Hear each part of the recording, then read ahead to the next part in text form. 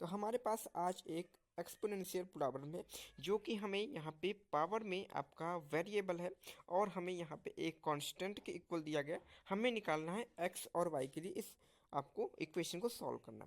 तो यहाँ पे हम लोग क्या करेंगे, तो हम लोग को पता है या फिर पता होगा कि जब भी हम मेरा जैसे कि ए की पावर अगर बी है और अगर यहाँ पे कोई भी अगर बेस यहाँ पे सेम है तो आपका जो पावर भी है पावर को भी हम लोग यहाँ पे सेम कर देते हैं, यानी कि बी इक्वल टू सी हो जाता है।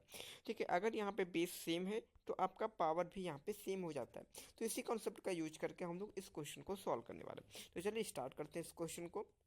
तो यहाँ पे देखेंगे एक यहाँ पे कांस्टेंट के पावर वेरिएबल है तो एक्सपोनेंशियल कहेंगे। ठीक है, तो यहाँ पे एक कांस्टेंट है, तो एक काम करते हैं कि हम लोग जो भी एक्सपोनेंशियल फंक्शन है उसे एक कांस्टेंट के इक्वल कर देते हैं, क्योंकि ये भी इक्वल इसके और ये भी इक्वल इसके। तो हम लोग यहाँ पे इसको दो पार्ट में सॉल्व करेंगे फॉर एक्स एंड वाई। तो यहाँ पे हो जाएगा आपका 2 के पावर एक्स इक्वल टू 16 हो जाएगा। इसको हम लोग एक्स के लिए सॉल्व करेंगे। तो यहाँ पे हम लोग बेस देखेंगे जो 2, यहाँ पे x का जो बेस है यहाँ पे 2 है जो कि लिस्ट बेस है, और हम लोग 16 को भी यहाँ पे 2 के बेस में लाएंगे। तो हम लोग इसको कह सकते हैं 2 के पावर x, तो 2 के power x as it is रहेगा, और 16 को हम लोग यहाँ पे 2 के पावर 4 कर सकते हैं।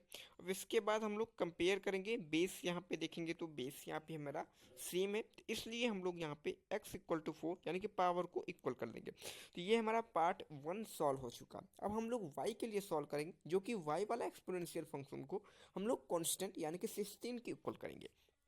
तो सेम करेंगे यहाँ पे 8 के पावर y इक्वल टू 16। अब हम लोग को यहाँ पता चल रहा है कि यहाँ पे तो बेस 8 है और यहाँ पे बेस आपका 16 है, यहाँ पे 8 है।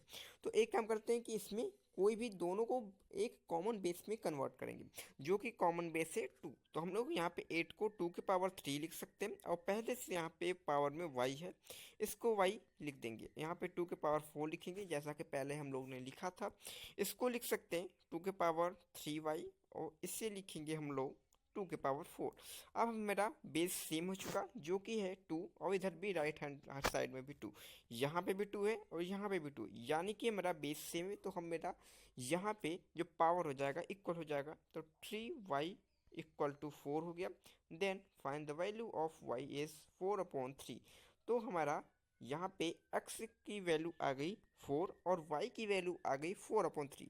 तो इस प्रकार से हम लोग सॉल्व करेंगे। तो इसकी वैल्यू यहाँ पे हो जाएगी, x की वैल्यू यहाँ पे 4 हो गई, और देन y की वैल्यू यहाँ पे 4/3 हो गया।